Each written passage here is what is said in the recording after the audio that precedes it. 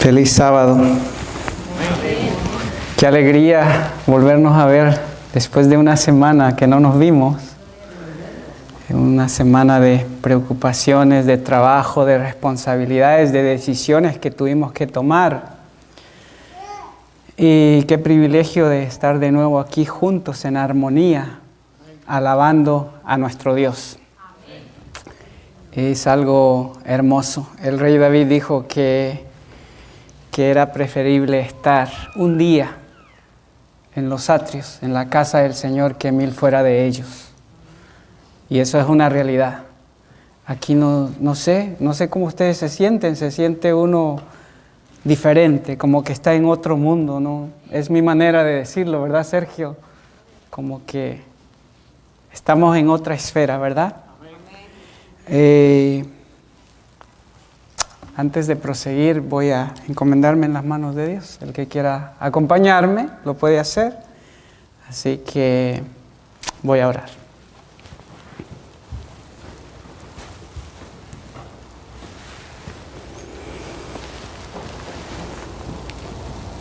Oh Padre, cuán solemne es estar en este lugar delante de tu presencia. Especialmente sabiendo que soy un indigno pecador.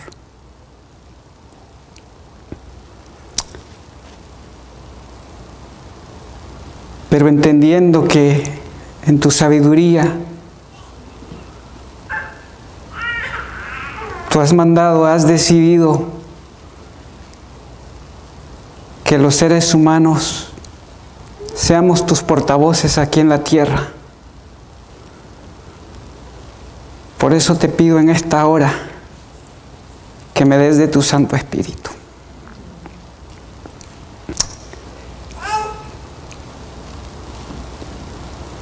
Unge mis labios con el carbón encendido de tu altar. Y ayúdame a mí y a mis hermanos a estar atentos a la voz de tu palabra. En el precioso nombre de Jesús lo pedimos. Amén.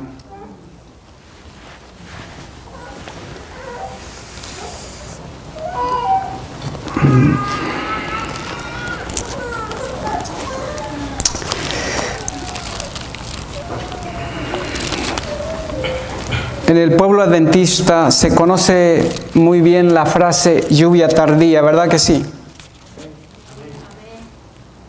Son pocos, quizá los que son nuevos en la fe, los que no entienden este concepto o esta frase de lluvia tardía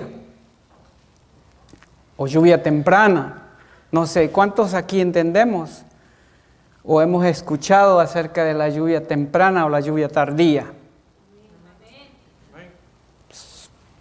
Quizá uno o dos no lo han escuchado o no están familiarizados con esta frase. Los profetas del Antiguo Testamento nos hablaron acerca del Espíritu Santo. Pero hay 3 profetas en particular, profetas menores, no porque sean de menos importancia, pero porque sus libros eran más pequeños, sus escritos, nos hablan acerca de la lluvia temprana y la lluvia tardía.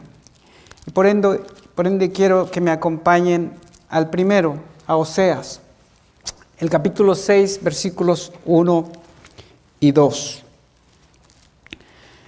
Oseas 6, 1 al 3. Venid y volvámonos a Jehová, porque Él arrebató y nos curará, hirió y nos vendará. Nos dará vida después de 2 días. Al tercer día nos resucitará y viviremos delante de Él. Y conoceremos y proseguiremos en conocer a Jehová. Su salida está dispuesta como el alba y vendrá a nosotros como la lluvia tardía y temprana a la tierra. El profeta Joel, el siguiente, es el que nos vuelve a hablar. En Joel capítulo 2, versículo 23. Y miren de qué forma nos habla Dios.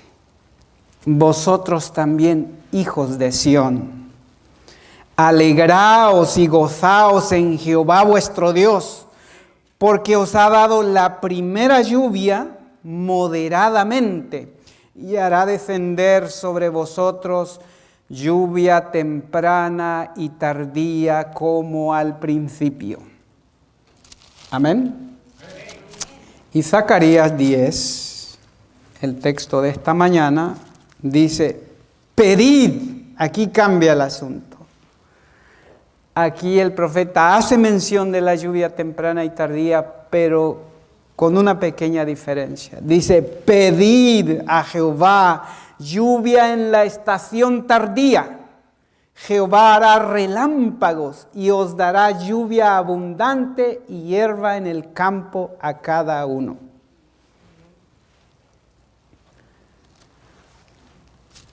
Sabemos muy bien que está hablando acerca del derramamiento del Espíritu Santo. Estos profetas nos hablan de lluvia temprana y lluvia tardía, usando el simbolismo de la lluvia que caía en los países orientales en la siembra.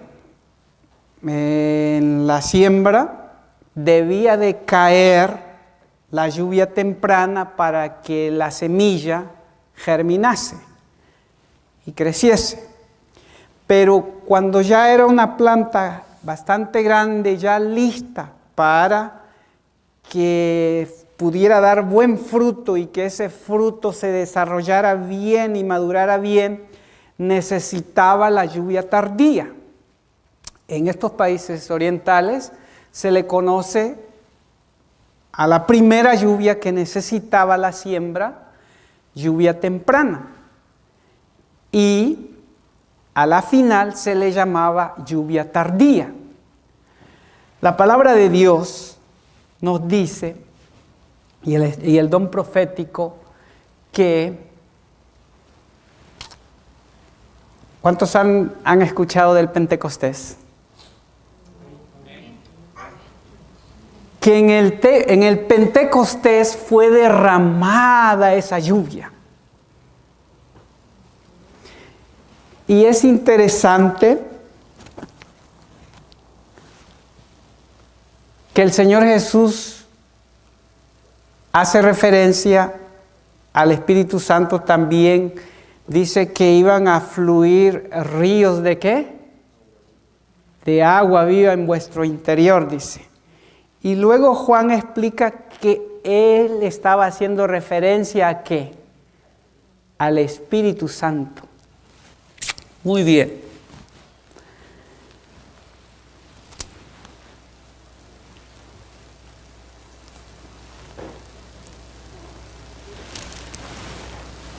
Nosotros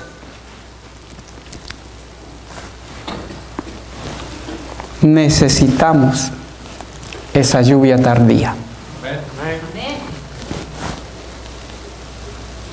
Zacarías dice, pedid a Jehová. Y se da la promesa que Él la va a dar. Y esa promesa dice que va a ser como que Dios está dispuesto, leámoslo, Dios está dispuesto a derramar.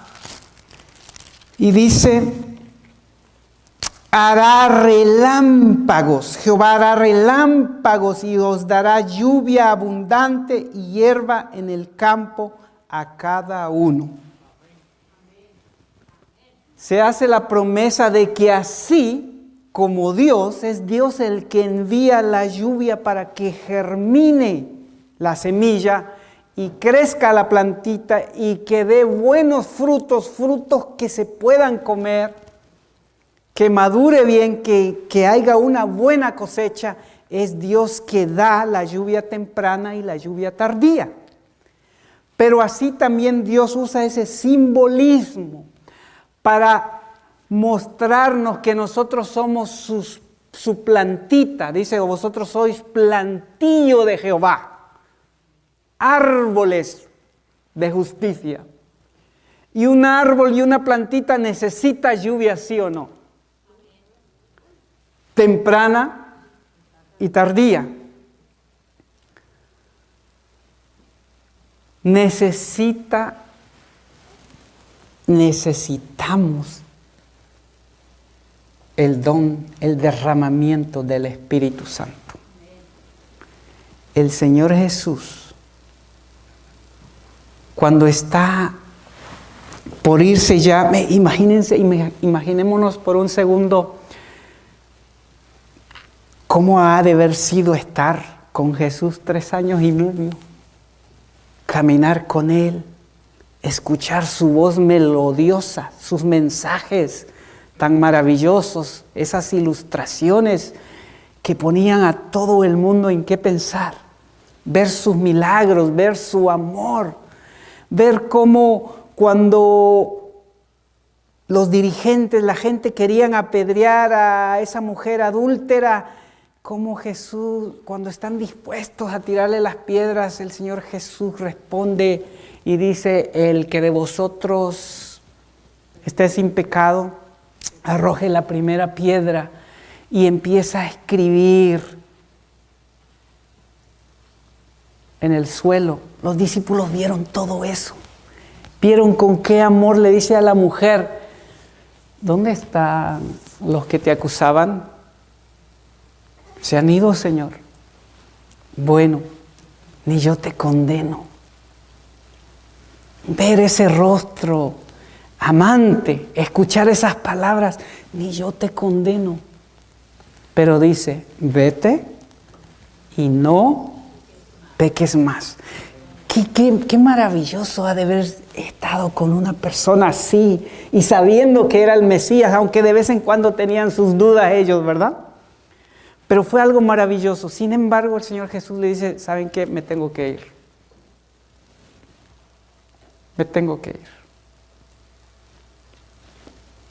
Pero a ustedes les conviene que yo me vaya. ¿Cómo se sentirían ustedes si el Señor Jesús, si hubieras estado en los zapatos de los discípulos y el Señor Jesús les hubiera dicho, a ustedes les conviene que yo me vaya? ¿Pero cómo? Si aquí estamos bien, nos sentimos de lo mejor, tenemos problemas, nos ven mal los líderes religiosos, tenemos muchos enemigos, pero contigo estamos bien, estamos seguros. ¿A quién iremos?, dijo Pedro. ¿Quieren irse vosotros también? No, Señor, ¿a quién iremos? Solo tú tienes palabras de vida. Sin embargo, ellos se encuentran, pero ¿qué está diciendo el Señor Jesús? ¿Que conviene que Él se vaya? Vean lo que dice Juan, vayamos a Juan.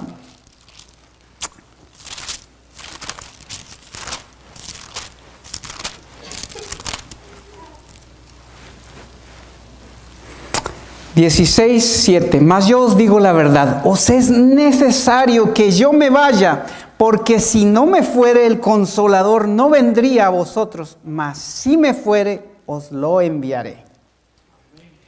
Y cuando Él venga, redarguirá al mundo de pecado y de justicia y de juicio. De pecado por cuanto no creen en mí, y de justicia por cuanto voy a mi Padre y no me veréis más, y de juicio por cuanto el príncipe de este mundo ya es juzgado. Pero no, en Juan es donde más se nos habla acerca del don del Espíritu Santo. Acabo de leerles Juan 16, 7 al 11. Pero en el 15, miren lo que dice 15:26. Pero cuando venga el Consolador, a quien yo os enviaré del Padre, el Espíritu de verdad, que procede del Padre, Él dará testimonio de mí. Y vosotros también daréis testimonio, porque habéis estado conmigo desde el principio. Y cuando voy al 14, capítulo 14, el versículo 17, Me dice, el Espíritu de verdad, a quien el mundo no puede recibir porque no le ve ni le conoce, pero vosotros le conocéis porque mora con vosotros y estará con vosotros. Luego el 26, ahí en el 14 dice, mas el Consolador, el Espíritu Santo, a quien el Padre enviará en mi nombre, Él os enseñará todas las cosas y os recordará todo lo que yo os he dicho. ¿Se dan cuenta que el Señor Jesús les promete el derramamiento del Espíritu Santo? La venida del Espíritu Santo. ¿Pero para qué? Ellos todavía decían, sí, nos lo has prometido, pero ¿para qué si estamos bien contigo? Sabemos muy bien, a través de la palabra de Dios, que es el Espíritu Santo que convence de pecado. Es esa vocecita, es como le decimos comúnmente, o la conciencia, la voz de la conciencia que dicen otros. Pero no es otra cosa más que el Espíritu Santo, hablando a nuestra mente, a nuestro corazón, cuando andamos mal. Nos habla cuando queremos hacer la voluntad de Dios, cuando no entendemos algo, cuando pedimos su dirección. Es el Espíritu Santo. Que dice, es el Espíritu Santo que os guiará a toda verdad. El Espíritu Santo trabaja en conjunto con los tres dignatarios divinos en esta obra de la redención. Tenemos Dios el Padre, Dios Hijo y Dios Espíritu Santo. Es una persona. No voy a dar detalles porque eso no es el tema de hoy. Pero los tres están involucrados en este plan de salvación. Y el Espíritu Santo es el que nos conmueve, nos convence de pecado, nos hace ver la necesidad de un Salvador. Pero como somos pecadores, no podemos ir directamente a Dios el Padre, que es un Dios de justicia, Dios de misericordia y de verdad, Dios santo. No podemos ir directamente en nuestra condición de pecadores. El Espíritu Santo nos hace ver que necesitamos un garante, necesitamos un representante, necesitamos un abogado. Y ese abogado es Cristo Jesús. Y aquí es donde entra el rol de Cristo Jesús. Intercede por nosotros ante el Padre. Si no fuera por el Espíritu Santo, nosotros no iríamos a Jesús. Y si nosotros no vamos a Jesús, no podemos obtener perdón, ni salvación, ni vida eterna del Padre. Así más o menos es como mi mente finita lo entiende según la palabra de Dios. Ahora bien, sabemos que Dios les prometió el don del Espíritu Santo a los discípulos y nos lo promete a nosotros. Pero ahora vienen las preguntas. ¿Para qué? ¿Para qué, Ashley? ¿Para qué Dios nos promete el Espíritu Santo? El derramamiento del Espíritu Santo o la lluvia tardía. ¿Para qué? ¿Y cuándo? La segunda pregunta es, ¿cuándo es que va a suceder ese derramamiento del Espíritu Santo? Y la tercera pregunta que debemos formularnos, ¿será que nosotros entenderemos o sabremos cuándo se va a derramar el Espíritu Santo o va a acontecer la lluvia tardía? Preguntas importantísimas. ¿Por qué? Porque como cristianos, la Biblia me dice que estoy en una gran necesidad, en una condición tan terrible, en una necesidad tan grande, que cuando voy a Apocalipsis 3, capítulo 3, versículos 14, 15, 16, 17, me habla del pueblo final de la Odisea, ¿verdad? Y me habla de la condición de ese pueblo. Es un pueblo que se cree que todo lo sabe, que todo lo tiene, que es bueno, que tiene su justicia propia. Sin embargo, la Biblia me habla de su necesidad. Pero lo triste es que no se da cuenta. Tiene una gran necesidad, pero no se da cuenta. Y cuando voy al espíritu de profecía, me habla también de la mayor necesidad de la Odisea, de nosotros pues. La mayor y más urgente de todas nuestras necesidades es la de un reavivamiento de la verdadera piedad en nuestro medio. Procurarlo debiera ser nuestra primera obra. Debe haber esfuerzos fervientes para obtener la bendición del Señor. No porque Dios no esté dispuesto a conferirnos sus bendiciones, sino porque no estamos preparados para recibirlas. Nuestro Padre Celestial está más dispuesto a dar su Espíritu Santo a los que se lo piden que los padres terrenales a dar buenas dádivas a sus hijos. Sin embargo, mediante la confesión, la humillación, el arrepentimiento y la oración ferviente, nos corresponde cumplir con las condiciones en virtud de las cuales ha prometido Dios concedernos su bendición. Solo en respuesta a la oración ha de esperarse un reavivamiento. Es preciso que haya un reavivamiento cabal entre nosotros. Necesitamos un ministerio convertido. Debe haber confesiones, arrepentimiento y conversiones. Muchos que están predicando la palabra necesitan la gracia transformadora de Cristo en sus corazones. No debieran permitir que nada les impida hacer una obra cabal antes que sea demasiado tarde para siempre.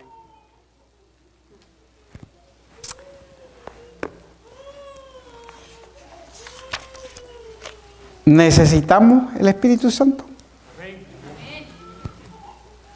Analicemos ahora un poco.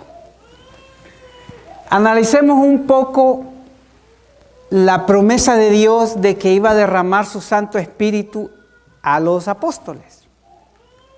Vayamos a Hechos. Vea. Hechos el capítulo 2. Voy a leer primero en el capítulo 1, versículo 8.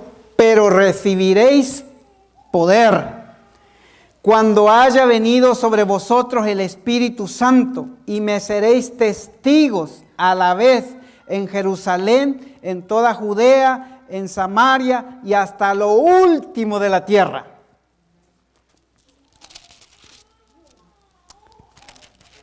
Es interesante que el Señor Jesús les promete, Leti, a los discípulos el derramamiento del Espíritu Santo. Y sin embargo, y se los prometió varias veces, sin embargo ellos no fueron y se cruzaron de brazos y dijeron, bueno, como Dios nos prometió ese regalo maravilloso, ese don tan precioso que ellos no entendían que realmente lo necesitaban. Quizás hoy vamos a entender por qué lo necesitamos. Ellos no lo entendían y nosotros les aseguro que nosotros no entendemos tampoco que nosotros necesitamos ser llenos del Espíritu Santo. Sin embargo, como Dios se los prometió y Él les dijo que era necesario que Él se fuera, si no no venía el Espíritu Santo, entonces ellos dijeron, bueno, esto tiene que ser algo grande, pues. Este derramamiento del Espíritu Santo, este don, tiene que ser algo tan importante que Dios nos lo prometió muchas veces. Pero como Él nos lo prometió, vamos a sentarnos y que Dios cumpla su promesa. Él fue el que nos lo prometió. ¿Esa fue la acción de ellos? ¿El accionar de ellos? ¿Qué dice la Escritura, hermano Adelmo, que está bien atento? Todos estos perseveraban unánimes, 1:14 de Hechos. Todos estos perseveraban unánimes en oración y ruego. Una cosa es orar y otra cosa es rogar, ¿verdad? Y cuando la unimos, qué hermoso, ¿no? Porque a veces nosotros solo oramos. ¿Será que nosotros rogamos? ¿Será que nosotros clamamos, como dice Jeremías 33? 3, clama a mí, clama a mí, y yo te responderé. ¿Será que nosotros como individuos primeramente clamamos, rogamos a Dios? ¿O será que nosotros oramos y pedimos a Dios que nos bendiga, que nos dé trabajo, que nos dé comida, que nos dé todas esas cosas que pedimos?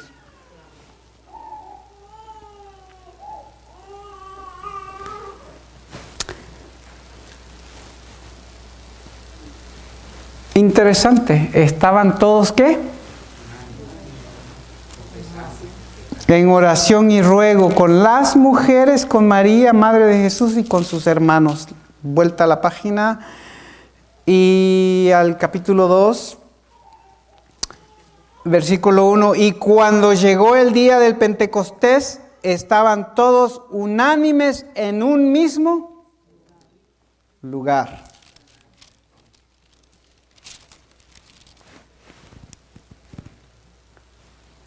Unánimes. Sin embargo, no fue siempre así.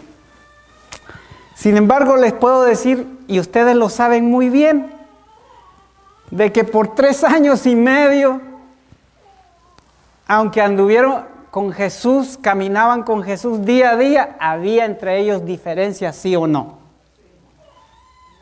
Y no es malo que hayan diferencias, lo malo está que había ¿qué? Discusiones, altercado.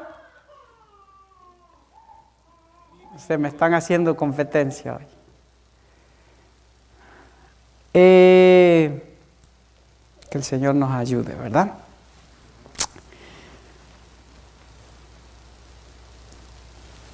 Había disensión entre ellos, había una competencia de quién era el mejor, de quién realmente era digno de estar a un lado y al otro lado de Jesús. ¿Eso era así? Había uno que se sentía mejor que todos porque era el más preparado. Era el único más preparado intelectualmente. Judas, ¿verdad? Todos esos años. Sin embargo, 10 días antes de recibir el don del Espíritu Santo, ¿qué pasó? ¿Qué pasó? ¿Qué pasó, hermana Connie? 10 días antes, y ahorita vamos a analizar eso. 10 días antes, hermanos, antes de que fuera derramado el Espíritu Santo, en otras palabras, lo voy a poner así, porque así lo dice la Escritura, que en el día 40, porque Jesús después de que resucitó y venció la muerte, estuvo 40 días en esta tierra, y hay una razón por ello. 40 días, y cuando está en el día número 40, Él se le aparece a los discípulos pasan, el Espíritu de Profecía lo dice así, que pasaron por la entrada a Jerusalén y se dirigieron al Monte de los Olivos. Los discípulos no entendían, porque pensaban que era algo más rutinario, de que iban al Monte de los Olivos o de las Olivas. Hermana Connie tuvo el privilegio de ir allí, ¿verdad? Al Monte de las Olivas. Pues ahí se dirigieron, no sabían, pocos sabían ellos, de que el Señor Jesús se iba a despedir definitivamente de ellos e iba a ser trasladado, iba a ser llevado al cielo. Entonces, acuérdense que lo que les dije, tenían sus diferencias y que en 10 días ellos arreglaron en un periodo corto. Porque aun cuando Jesús estaba ya por ser sacrificado, cuando están en el lavamiento, en el rito de humildad, ya cuando está Cristo para ser sacrificado, ¿y quién nos va a lavar los pies ahora? Porque, pues, ¿dónde está el esclavo? Tenían esclavos criados. Y como no habían, pues dijeron, bueno, le va a tocar a uno de nosotros. Pasó en la mente de Pedro y dijo, yo no. La de Judas, yo menos. La de Juan, menos yo, porque yo estoy cerca de Jesús, me recuesto en el pecho de Jesús. Y hermanos, todavía se sentían superior el uno al otro, ¿sí o no? Existía todo eso. Pero, volvamos ahora, cuando Jesús los lleva, que resucitó, los lleva al Monte de los Olivos, y cuando llegan al pie del Monte de los Olivos, Él levanta sus manos, los bendice, y empieza a ascender, y ellos están admirados viendo al Señor Jesús ser llevado al cielo, hasta que una nube lo cubrió y desapareció de su vista. Y entonces, queridos hermanos, se le aparecieron 2 ángeles y le dijeron, varones galileos, ¿qué estáis viendo?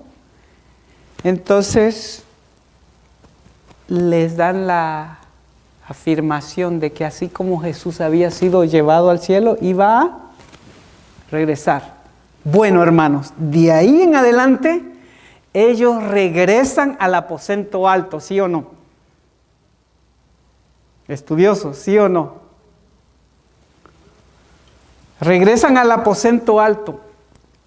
Hermanos, ellos tenían algo en común y quiero que no lo olviden. Estaban viviendo en tiempos peligrosos, tiempos de persecución. Se habían quedado sin su maestro, pero con la promesa de que venía el Espíritu Santo, que el Espíritu Santo iba a ser derramado. Así que se van, ellos el Espíritu Santo empieza a trabajar en ellos, empiezan a darse cuenta cuáles eran sus debilidades, sus defectos y sus altercados, las diferencias que tenían entre ellos, y empezaron ¿a qué? A hacer cuentas.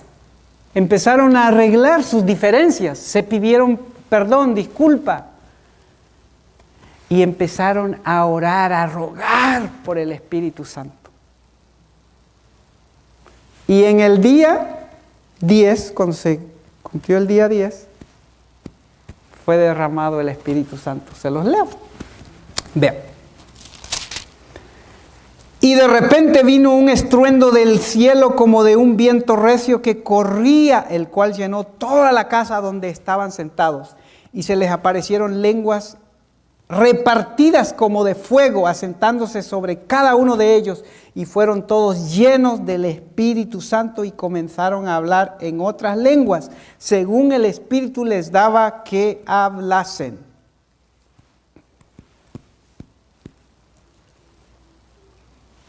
Fue derramado el Espíritu Santo 50 días después de la Pascua. Y aquí es donde entra el asunto. 40 días está Jesús aquí, después de que resucita. 10 días después, en el día 50, es derramado el Espíritu Santo. ¿Sabían que eso es algo que estaba dicho, estaba predicho en el asunto del santuario? Porque Dios les dijo que después de la Pascua tenían que contar ¿qué? ¿Cuántos días? 49 días. Y después en el día 50 tenían que celebrar el día de Pentecostés. Lo voy a leer, rapidito. Miren Levítico y voy a ir avanzando. Solo para que vean. Levítico 23, 15. Y os habéis de contar desde el siguiente día del sábado. Primero viene hablando del día, en el 5 viene hablando, el 23 nos está hablando de las fiestas de la Pascua, Pentecostés, día de la expiación, fiesta de los tabernáculos o de las cabañas, todo eso. Solo para ir rápido porque ustedes saben que el tiempo corre. 23:15, y os habéis de contar desde el siguiente día del sábado, desde el día en que ofrecisteis el manojo de la ofrenda mecida, 7 semanas cumplidas serán. Hasta el siguiente día del sábado, séptimo, contaréis 50 días. Entonces ofreceréis grano nuevo a Jehová. 50 días. Ok. Quiero decirles hoy, hermanos, y quiero que lo tomen a bien para estudiar, no por lo que yo diga. Nosotros estamos supuestos a saber cuándo va a ser derramado el Espíritu Santo. ¿Sabían eso?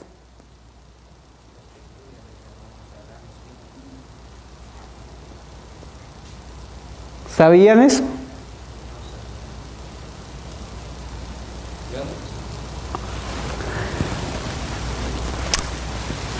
Vean, el accionar de Dios, el obrar de Dios en esta obra de la redención, Él lo hace a través del santuario, ¿sí o no? El santuario celestial. Y aquí en la tierra dejó el santuario, el tabernáculo que tenían los judíos para mostrarnos así de una forma más vívida, así como tangible, cómo se lleva a cabo este proceso, porque es un proceso, el plan de redención o el plan de salvación. La Biblia nos dice que el camino de Dios, se los voy a leer, y aquí voy a pedir, Yvette o Ashley, ¿tienen su Biblia en inglés? Búsquenme Salmo 77:13, porque aquí en la Biblia en español hay una mala, ¿cómo se llama esa? Traducción, gracias por estar atentos. Hay una mala traducción. Vean lo que dice el Salmo 77:13 en mi Biblia y he buscado en varias Biblias hispanas. Dice, oh Dios, en santidad es tu camino. ¿Qué Dios es grande como nuestro Dios? Sin embargo, no debiera de ser así. Porque en el original, escuchen cómo lo dice en el inglés. O si no se atreven a leerlo, yo sé que se atreven. Con voz fuerte. Si no, me lo traen acá, lo leo.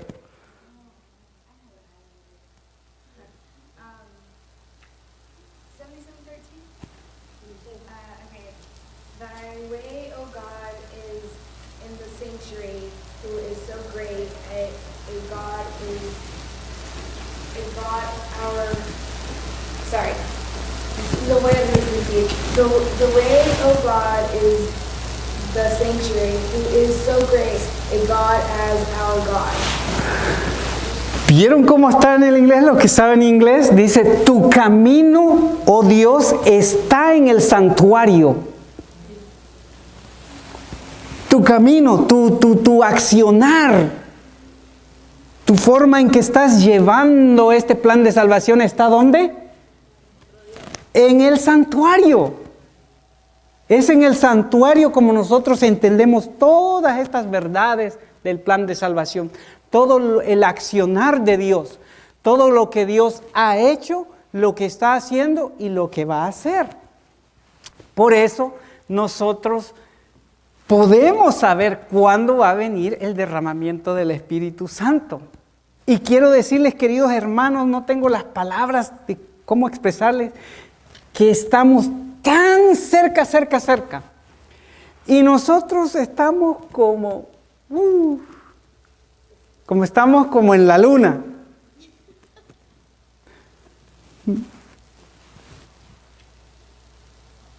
Nos conmueve un poquito, sí, necesitamos orar por el Espíritu Santo. Vemos terremotos, a mí me llama la atención, leí en las noticias, no hace mucho, ahora en Colombia, en una semana, en el transcurso de una semana, 5,000 temblores en Colombia. Ayer, antier, ¿cuándo fue que tembló allá entre México, Guatemala y El Salvador? ¿Verdad? Está temblando la tierra por todos lados y nosotros, bien, gracias.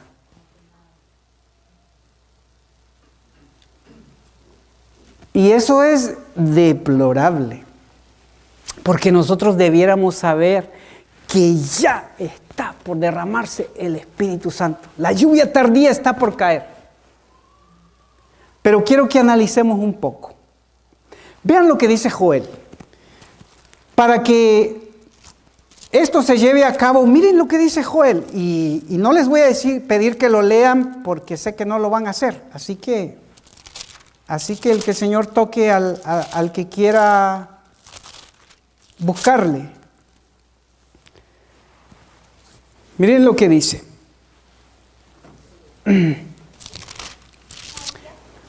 Joel 2:28. Y será que después de esto derramaré mi espíritu sobre toda carne y profetizarán vuestros hijos y vuestras hijas, vuestros viejos soñarán sueños y vuestros jóvenes verán visiones. ¿Y será que qué? Después de esto derramaré mi espíritu. Entonces yo me pregunto, ¿y después de qué? Señor, tenemos que preguntarnos. Porque esto es algo que Dios prometió, es algo que va a suceder. Y si yo no lo entiendo, y si yo no logro entenderlo, se va a cumplir esto y yo no voy a ser parte de ese derramamiento del Espíritu Santo. Esto es algo apremiante. Es una necesidad urgente. ¿Cómo dice? ¿Cuál es nuestra necesidad? La mayor y más urgente de todas nuestras necesidades es la de un reavivamiento, porque estamos muertos espiritualmente. Sí oramos, pero una vez al día o 2 veces al día, cuando nos acordamos, cuando podemos.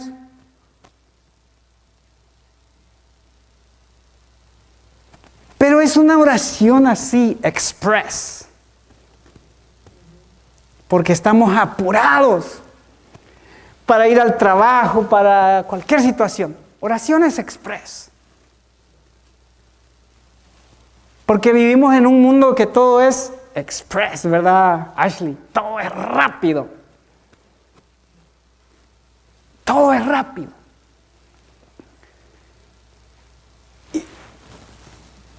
El mundo se está conmoviendo y nosotros, bien, gracias. Lo digo por mí también. Porque vean, aquí me dice, y después de esto, ¿será que después de esto derramaré mi espíritu sobre toda carne y profetizarán vuestros hijos y vuestras hijas, vuestros viejos soñarán sueños y vuestros jóvenes verán visiones? ¿Después de qué? Bueno, cuando leemos el libro de Joel nos dice que viene el día de Jehová. Y vean esto, vean lo que dice. Estoy en el 1:15, Keshliani. Estoy en el 1:15 de Joel. ¡Ay del día, porque cercano está el día de Jehová y vendrá como destrucción por el Todopoderoso! ¿No fue quitado el alimento de delante de nuestros ojos? ¿La alegría y el placer de casa de nuestro Dios? El grano se pudrió debajo de los terrones. Los graneros fueron asolados, los alfolíes destruidos, porque se secó el trigo. Cómo gimieron las bestias, cuán turbados anduvieron los hatos de los bueyes, porque no tuvieron pastos. También fueron asolados los rebaños de las ovejas, una gran sequía, una gran hambruna, que hasta las bestias van a gemir. El día grande de Jehová viene. Luego dice el 2, tocad trompeta en Sión y pregonad en mi santo monte. Tiemblen todos los moradores de la tierra, porque viene el día de Jehová, porque está cercano. Viene el gran día de Jehová, vienen los juicios de Dios sobre la tierra. Por eso dice, ahora se los digo.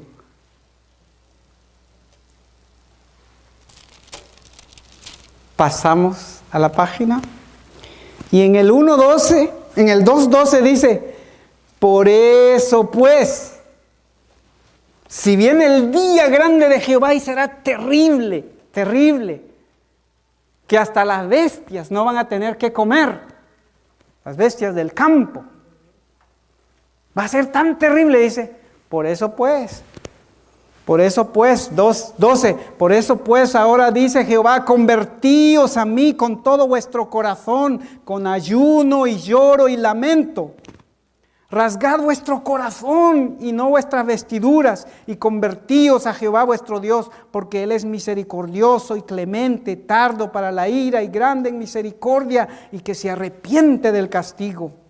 ¿Quién sabe si volverá y se apiadará y dejará bendición tras sí? Es decir, ofrenda y liberación para Jehová Dios vuestro. Tocad trompeta en Sión, pregonad ayuno, llamad a congregación, reunid al pueblo, santificad la reunión, juntad a los ancianos, congregad a los niños y a los que maman, salga de su cámara el novio y de su tálamo la novia.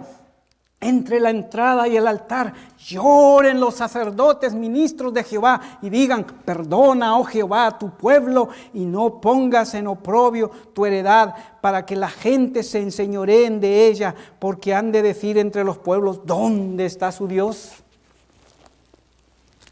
Viene el día grande de Jehová, y si nosotros realmente lo entendemos, de que esto está por suceder, entonces nos vamos a convertir, entonces vamos a llorar, entonces vamos a ayunar, entonces vamos a implorar, a rogar a Dios que tenga misericordia de nosotros, le vamos a implorar por el Espíritu Santo y se va a cumplir. Y aquí es donde dice, y será que después de esto, ¿entendemos ahora que después de esto el Espíritu Santo no va a ser derramado así como así?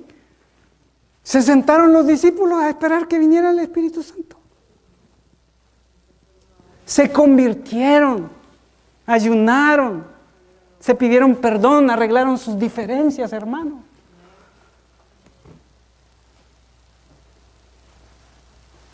Se analizaron cada quien individualmente. He pensado mal de mi hermano Pedro, de mi hermano Juan, de Tomás. Me he sentido mejor que él. Analizaron, hubo un escudriñamiento del corazón. Y le pidieron a Dios humildad y fueron, perdóname, hermano Pedro. Pedro, perdóname, perdónenme por ser tan impulsivo y creerme mejor que ustedes. En decir de que yo no iba a traicionar al maestro, aunque ustedes lo hicieran de una forma así, creyéndome más. Hubo confesiones, se perdonaron, arreglaron sus diferencias. Por eso dice Joel, y será que después de esto derramaré mi espíritu. ¿Lo captamos, hermanos? Amén. Después de que nosotros nos convirtamos de corazón a Dios, de que le busquemos de todo corazón. Después de esto, de lo contrario, no va a suceder. No que no va a suceder el derramamiento del Espíritu Santo, sí va a suceder. Lo que quiero decir es que para nosotros no va a haber esa gran bendición que tanto necesitamos. Y sí es posible saber cuándo va a ser derramado el Espíritu Santo, porque sucedió 50 días después de la Pascua. La Pascua, Cristo, que es vuestra Pascua, dice el apóstol Pablo, ¿verdad? Murió. 50 días después viene el derramamiento del Espíritu Santo. Y quiero que analicen algo interesante. El pueblo de Israel allá en Egipto por primera vez celebra la Pascua, son liberados y son perseguidos. Unos meses después llegan al Sinaí y reciben la ley de Dios, escuchan la voz de Dios, el Sinaí tembló, hubo humo, hubo de todo, tembló todo eso. Analicen eso. Miren, en los tiempos de Jesús, en la Pascua muere alguien, ¿sí o no? Moría un cordero. Miren en los tiempos de Jesús. En los tiempos de Jesús, la Pascua, ese cordero que moría simbolizaba ¿a quién? Jesús muere. 50 días después viene el derramamiento del Espíritu Santo. Ahora, según el calendario judío, la Pascua, ¿cuándo más o menos se celebra? Entre marzo y abril, ¿verdad? Así que el derramamiento, hermano Adelmo, ocurrió en la primavera. Entre marzo y abril. 50 días después de la Pascua. 50 días después de la Pascua. Dios acciona conforme. Thy way is in the sanctuary. ¿Cómo dice? Tu camino, tu accionar, tu obrar, oh Dios, está en el santuario. Debemos analizar lo que pasó en el santuario y cómo pasó lo que pasaba en el santuario, cómo pasó en la vida de Jesús, cómo Él muere en el día de la Pascua en primavera. 50 días después viene el derramamiento del Espíritu Santo. Pero analicemos ahora cómo era la condición del pueblo de Dios para que entendamos cómo está sucediendo, lo que está sucediendo ahora y entendamos cuándo va a ser el derramamiento del Espíritu Santo. En los tiempos de Jesús,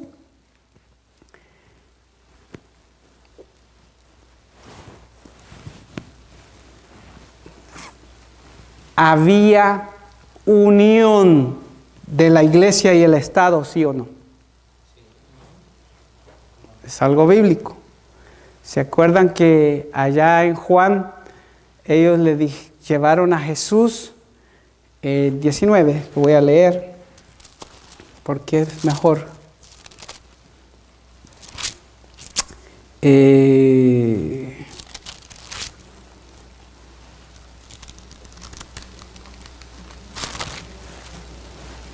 Acá, lo tengo.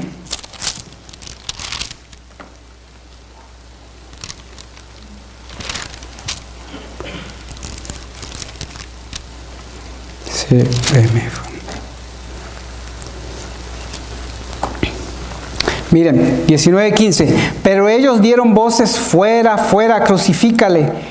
Pilato les dijo: ¿a vuestro rey he de crucificar? Los principales sacerdotes respondieron: no tenemos rey sino ¿a quién? A César. Bueno, en tiempos de la Pascua, allá en el pueblo judío, cuando está en Egipto, tienen un imperio que gobernaba en ese mundo. ¿Quién era? Egipto. Egipto. En tiempos de Jesús había un imperio que gobernaba. ¿Quién era? Roma. el pueblo, los dirigentes se unieron, le dieron la espalda a Dios. Hubo un ecumenismo entre el poder civil y la religión, entre los miembros religiosos, entre los dirigentes. Había persecución, ¿sí o no? Perseguían a Jesús a cada instante y muchas veces lo quisieron apedrear, ¿verdad? Si no fuera porque no había llegado su hora, no lo mataron. Había persecución, había ecumenismo. Habían dos facciones que aparentemente no se llevaban, los saduceos y los fariseos. Los saduceos no creían en la resurrección y todo, aparentemente tenían sus diferencias, aparentemente estaban divididos, pero para perseguir a Jesús se unieron esas dos facciones. Tenemos que analizar estos detalles, hermanos. Se unieron para perseguir a Jesús, donde quiera que Él iba, y a sus discípulos. Había apostasía dentro del pueblo de Dios, mundanalidad. Lo que más le interesaba a los dirigentes y al pueblo era ¿qué? Las cosas de este mundo, el materialismo. Eso era lo que más les interesaba. Aún los discípulos de Jesús, los 12, ellos decían, bueno, el Señor Jesús vino a restablecer el reino aquí en la tierra y yo voy a ser un ministro, el ministro de la defensa, decía Pedro con su espada, ¿no? Voy a ser el ministro de la defensa. Y Judas decía, yo voy a ser el ministro de economía. Y así cada quien tenía en su mente lo que iba a hacer. Todo eso era lo que envolvía la mente de los seres humanos, de los cristianos en el tiempo de Jesús. Y ya cuando está por ser sacrificado, que es perseguido y luego matado, 50 días después viene el Pentecostés. Analicemos ahora. ¿Será que el pueblo adventista está fraccionado ahora? ¿Será que en el pueblo adventista está este asunto de las mujeres? Unos están de acuerdo de que sí sean pastoras y que bauticen y que casen y que hagan todo esto, y otro grupo no está. Analicemos, porque Dios eso es lo que quiere, que veamos, porque todo se vuelve a repetir. ¿Será que los dirigentes del adventismo están en el ecumenismo? Pero está tan descaradamente, ¿verdad? Donde quieras, Hay ecumenismo. ¿Será que hay persecución? Lo que pasa es que nosotros la persecución lo vemos cuando en el momento que nos van a matar, ¿no? Eso es un proceso, todo es un proceso. Todo empieza de que si tú empiezas a creer en verdad presente, a que no, mira hermano, tenemos que cuidar el cuerpo, a comer, este hermano, ya no le vamos a dar privilegios. Y empieza la persecución. No más hasta el punto que el rechazo, lo desfraternizan y todo. ¿Ocurría eso en los tiempos de Jesús? ¿Se acuerdan del cieguito de Juan 9? ¿Se acuerdan que los padres, después de que Jesús los sana, los dirigentes no creían en los milagros de Jesús, ni en Jesús? Y entonces cuando le llevan al cieguito, bueno, ya veía, ¿no? Que fue sanado, ¿no? Ellos no creían, así que vamos a traer a los papás. Traen a los papás y dice que ellos dijeron, bueno, dice, por temor a los judíos, de que iban a ser desfraternizados, dijeron, él ya tiene edad, así que pregúntenle. ¿Quién lo sanó? ¿Cuándo y quién lo sanó? Había una incredulidad, hermanos, terrible. Ni porque veían, miren hermanos, veían los milagros de Jesús. Los ciegos ver, los cojos andar. Los paralíticos, los muertos. Los muertos, porque no solo fue uno. Resucitar. volver a la vida. Vieron todo eso, mis hermanos, y había incredulidad dentro del pueblo de Dios. ¿Ocurre eso ahora?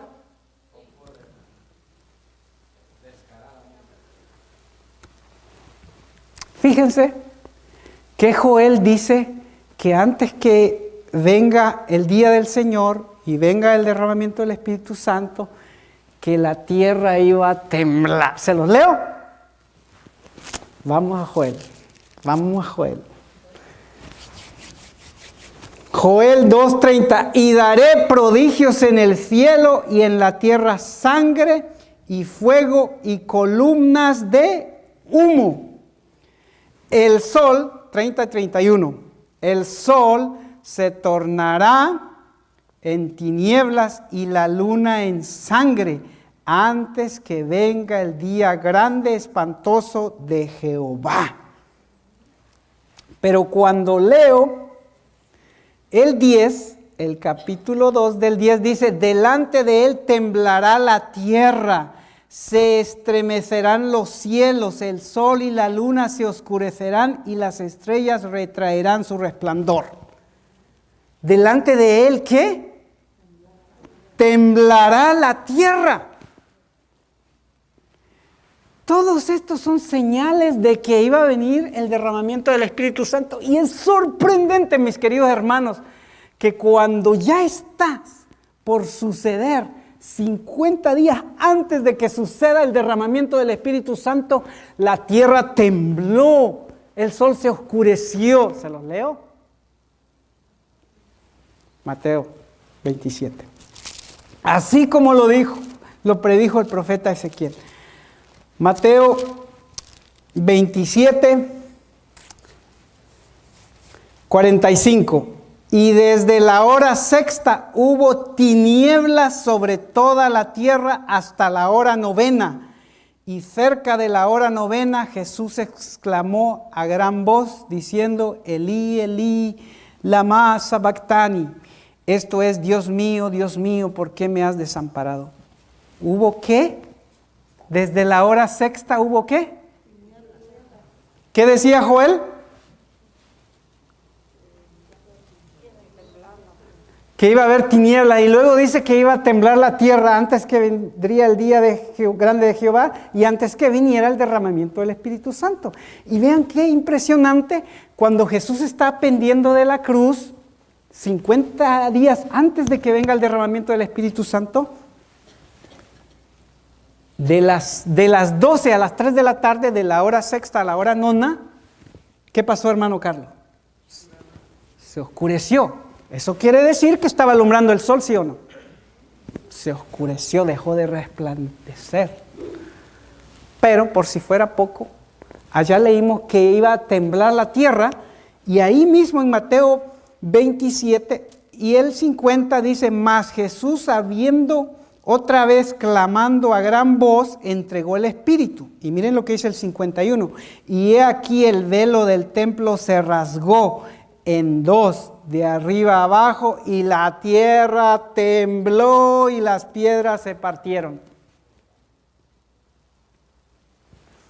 Por si fuera poco, el 28, cuando Jesús resucita, el 28:2 dice, he aquí fue hecho un gran terremoto, porque el ángel del Señor descendió del cielo y llegando removió la piedra de la puerta y se sentó sobre ella. Cuando Jesús muere, hay un gran terremoto. El Espíritu de profecía da detalles. Pueden leer el deseado de toda la gente. Da detalles sobre lo que pasó cuando Jesús muere. Hubo un terremoto. Dice que la gente cayó, se asustaron. Y hubo una oscuridad terrible. Todos los corazones estaban así como ¡wow! Tembló la tierra, se oscureció. 50 días después viene el derramamiento del Espíritu Santo. Lo que les acabo de decir, conforme a lo que está escrito, cómo era la condición del tiempo antes de que viniera el derramamiento del Espíritu Santo, está sucediendo en nuestros días. y que fue después de la Pascua, fue en el día del Pentecostés, 50 días después de la Pascua, en esa fiesta que se derramó el Espíritu Santo. Y así va a suceder en nuestros días. Después de la Pascua, 50 días después, viene el derramamiento del Espíritu Santo. Lo queramos creer o no. Pero les voy a leer algo, por si todavía no entendemos que el Salmo 77, 13 nos dice que el accionar de Dios, su obra redentora, se lleva a cabo en el santuario celestial, que todo se hace en orden. Dios tiene un tiempo, Dios siempre tiene un tiempo prefijado para hacer las cosas. Así lo demostró en el pasado. Después de la Pascua, 50 días después, viene el derramamiento del Espíritu Santo. Nosotros, el derramamiento del Espíritu Santo se va a derramar cuando estén cayendo las plagas. No, será antes. Va a ser entre la ley dominical y el fin de la gracia. Porque para que caigan los juicios de Dios, o sea, los juicios retributivos, las plagas, pues, tiene que acabarse la gracia. Tiene que cerrarse la gracia. Entonces tiene que ocurrir el derramamiento del Espíritu Santo entre ese periodo de la ley dominical y antes que se acabe la gracia, se cierre la gracia. Y está por suceder. Está por suceder esto maravilloso de la lluvia tardía. Amén. Debemos emocionarnos, hermanos. Quiero leerles algo interesante acá. En el conflicto de los siglos, está en otro libro, pero solo encontré esta cita.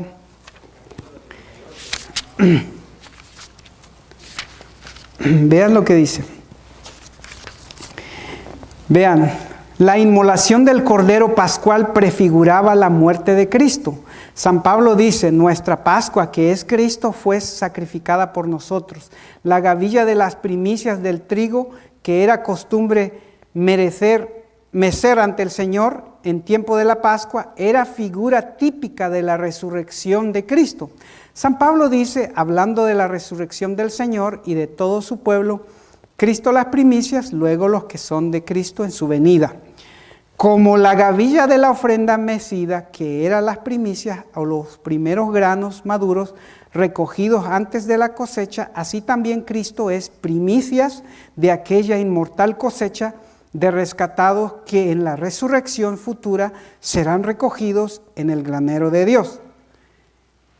Estos símbolos los del santuario, estos símbolos se cumplieron no solo en cuanto al acontecimiento, sino también en cuanto al tiempo. El día 14, primer del mes de los judíos, el mismo día y el mismo mes en que 15 largos siglos antes el Cordero Pascual había sido inmolado, Cristo, después de haber comido la Pascua, con sus discípulos estableció la institución que debía conmemorar su propia muerte. Luego les leo la otra partecita por cuestión de tiempo. Asimismo, ya es en la página 451 del conflicto de los siglos. Asimismo, los símbolos que se refieren al segundo advenimiento deben cumplirse en el tiempo indicado por el ritual simbólico. ¿Qué les parece?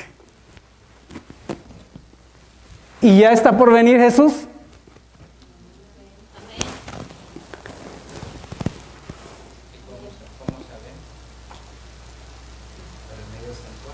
Del santuario, querido hermano. Pero ahora queda la pregunta y no nos vamos a ir. Dios me va a ayudar a resumir esto ahora. ¿Para qué nosotros necesitamos el Espíritu Santo?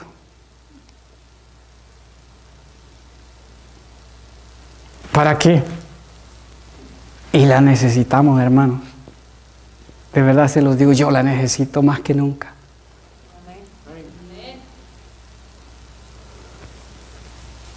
Hermanos, nosotros no vamos a poder sobrevivir para esto terrible que va a suceder. Ahora mismo la tierra ya está temblando. Estábamos hablando con el hermano Luis que está temblando ya como un borracho, como lo dice la Biblia en Isaías, en Jeremías. Que la tierra iba a temblar como un... ¿Está temblando, sí o no, mis hermanos? Las señales están por doquiera, donde quiera que veamos, si lo vemos en el aspecto de la naturaleza, señales por doquiera. Si lo vemos en lo religioso, señales por doquiera. En lo político, señales por doquiera. De que el día grande de Jehová está, pero súper cerca. Y para nosotros poder sobrevivir, sobrepasar eso, necesitamos el Espíritu Santo. Pero ahora les voy a leer por qué más necesitamos el Espíritu Santo. Y quiero leerles que el Espíritu Santo va a suceder tan pronto, tiene que caer, tan pronto se ponga la ley dominical. ¿Saben por qué? Porque estamos en guerra, estamos en guerra y el enemigo va a sacar su misil que tiene escondido ahí como el misil ruso que acaban de sacar, que supuestamente ningún radar lo puede detectar. Entonces Dios va a sacar su supermisil también y va a derramar su Santo Espíritu sobre su pueblo. Y nosotros vamos a salir a guerrear contra el enemigo porque estamos en guerra, hermanos. Estamos en una guerra. Y Dios quiere que seamos soldados bien apercibidos, preparados para esta guerra que viene. Si no, no vamos a poder sobrevivir. Vean, les leo que esto va a ocurrir, el derramamiento antes después de las leyes dominicales. Escuchen, el gran asunto que pronto afrontaremos, la imposición de la ley dominical, eliminará a todos aquellos a quienes Dios no ha llamado. Y Él tendrá un ministerio pastoral puro, verdadero, santificado, preparado para la lluvia tardía. ¿Lo captamos? Es el plan de Satanás debilitar la fe del pueblo de Dios en los testimonios. Por eso necesitamos el Espíritu Santo para poder ver. Pero quiero mostrarles por qué más. Es interesante. Estoy leyendo de eventos de los últimos días. Los engaños satánicos de los últimos días. Un capítulo entero. Lo podemos leer en el Conflicto de los Siglos o aquí en Eventos. Miren, hermanos, ¿por qué necesitamos el Espíritu Santo? Nosotros no sabemos lo terrible. Nosotros solo a veces lo analizamos por lo que van a haber terremotos, plagas, cuánta cosa. Pero nosotros no hemos visto a cabalidad lo terrible que van a ser los engaños del enemigo. Que si no tenemos el Espíritu Santo no vamos a sobrevivir, aunque vivamos en el campo. O estemos donde estemos, necesitamos el Espíritu Santo. ¿Saben por qué? Miren.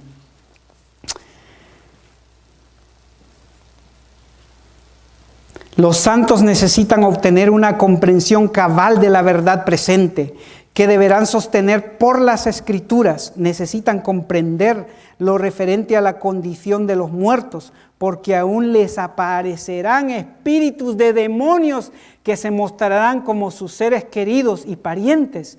Y otros enseñarán que el día de reposo ha sido cambiado y tantas otras doctrinas ajenas a la Biblia. Los demonios se van a disfrazar de tu ser querido que ha muerto. ¿Se imaginan?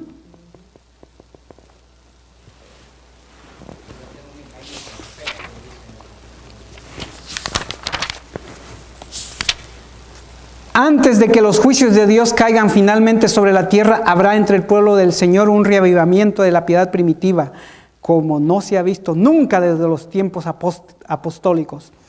El enemigo de las almas desea impedir esta obra. Dice que ¿cuál es nuestra mayor y más urgente de nuestras necesidades? De un reavivamiento, que el Espíritu Santo nos reavive para que hagamos reformas en nuestras vidas. El enemigo lo sabe, queridos hermanos, por eso dice, como no se ha visto nunca antes. Entonces dice, el enemigo de las almas desea impedir esta obra, y antes de que llegue el tiempo para que se produzcan los movimientos, tratará de evitarlo introduciendo una falsa imitación. Hará aparecer como que la bendición especial de Dios es derramada sobre las iglesias que pueda colocar bajo su poder seductor. Hay una agitación emotiva mezclada de lo verdadero con lo falso, muy apropiada para extraviar a las almas. No obstante, nadie necesita ser seducido. A la luz de la palabra de Dios no es difícil determinar la naturaleza de estos movimientos. Luego voy avanzando. Satanás usará toda oportunidad para disuadir a los hombres de su lealtad a Dios, y él y los ángeles que cayeron con él aparecerán en la tierra como hombres. Se van a transformar en seres humanos, van a tomar forma humana. Miren, esto cuando yo lo leo wow. Los ángeles de Dios también aparecerán como seres humanos. Qué bueno. Lo leo otra vez. Él y los ángeles que cayeron con él aparecerán en la tierra como hombres tratando de engañar. Los ángeles de Dios también aparecerán como seres humanos y usarán todos los medios al alcance para derrotar los propósitos del enemigo. Los malos ángeles en forma de hombres hablarán en este tiempo con los que conocen la verdad. Malos, vas a creer que estás hablando con un ser humano, con un demonio. Los malos ángeles en forma de hombres hablarán en este tiempo con los que conocen la verdad. Tergiversarán y torcerán las declaraciones de los mensajeros de Dios. ¿Han olvidado los adventistas del séptimo día la advertencia dada en el capítulo 6 de Efesios? Que la guerra no es contra el hermanito, es contra potestades, contra los demonios, contra Satanás. Estamos empeñados en una guerra. ¿Ven? No lo digo yo. Estamos empeñados en una guerra contra las huestes de las tinieblas. Satanás obtendrá la victoria sobre nosotros a menos que sigamos de cerca a nuestro dirigente.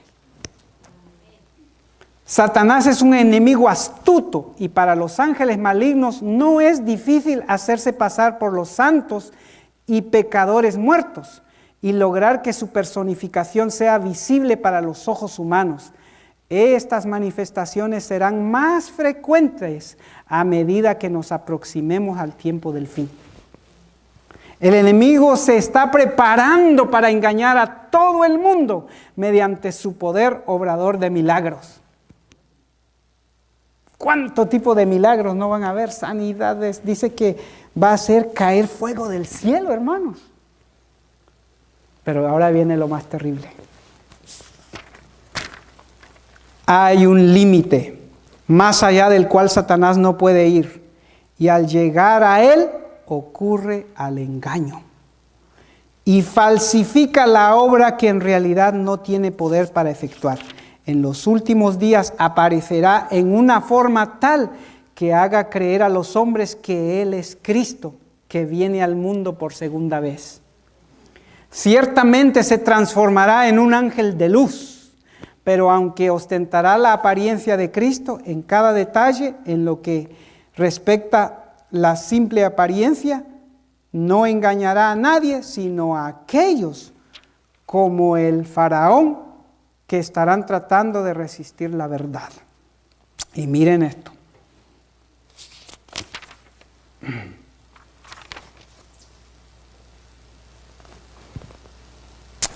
Vean lo que dice, estaba buscando la cita que es importantísima.